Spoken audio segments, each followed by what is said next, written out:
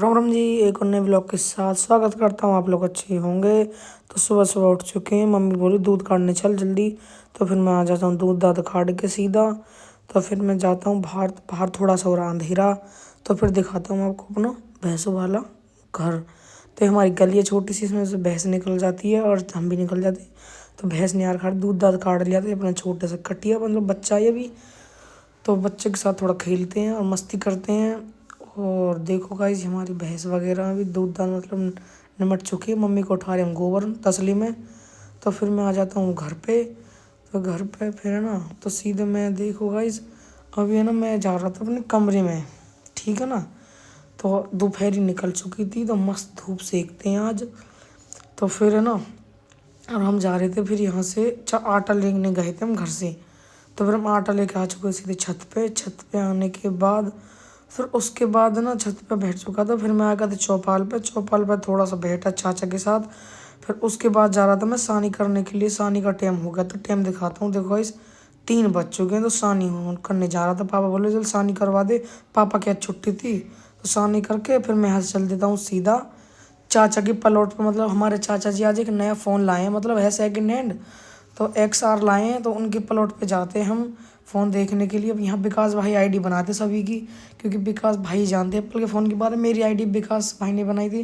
फिर उसके बाद चल देते हम पलवल, क्योंकि चाचा ने भेजा था हमें पलवल फ़ोन ठीक करवाने के लिए। 16 फ़ोन है, मतलब चाचा ने ना किसी को अपना 13 दिया था, उसमें सारा अकाउंट डाटा डलवाना था। तो बन रहे हैं ना ब्लॉग में कंटिन्यू गाइस, देखते हैं पलवल चलते हैं सीधे।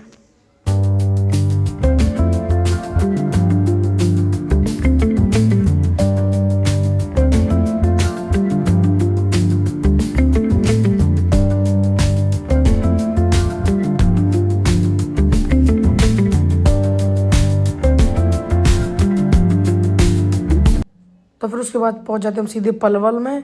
पलवल में एंट्री मार दी थी हमने और हमें जाना था रेलवे स्टेशन पे। तो देखिए ना गाइस रेलवे स्टेशन जा रहे हैं हम। वहीं पे दुकान ज़्यादा फ़ोनों की दुकान तो गाइस रेलवे स्टेशन पे बहुत है। वैसे तो आगरा चौक पे बहुत है रेलवे स्टेशन, वो दुकान फ़ोन की। तो हमें जाना था रेलवे स्टेशन। हम पहुँच जाते फिर बस स्टैंड पे। बस स्टैंड देखो गाइस यहाँ पर एक मतलब जाम लग रहा था, तो आराम आराम से जा रहे थे। तो ये देखो किसी की फ़ोटो लगा रखी है। और फिर हम पहुँच जाते रेलवे स्टेशन पे।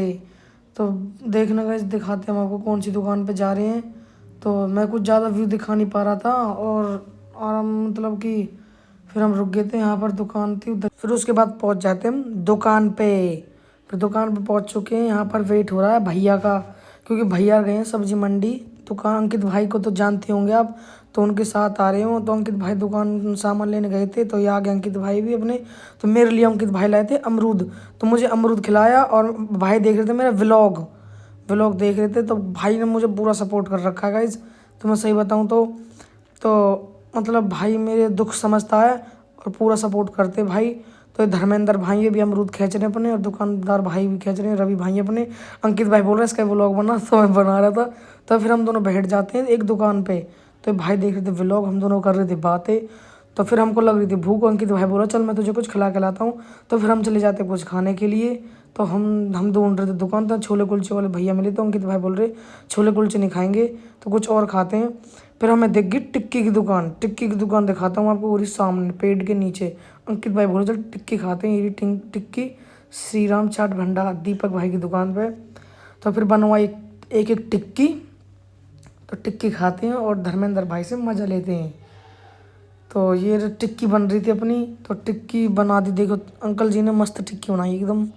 तो धर्मेंद्र भाई है, अंकित भाई देखो। तो अंकित भाई बहुत मज़ा ले रहे थे धर्मेंद्र भाई से। तो फिर हमने एक एक प्लेट ले ली टिक्की। तो टिक्की खाते हैं और फिर मिलते हैं। तो टिक्की वगैरह सब खा लिया था हमने।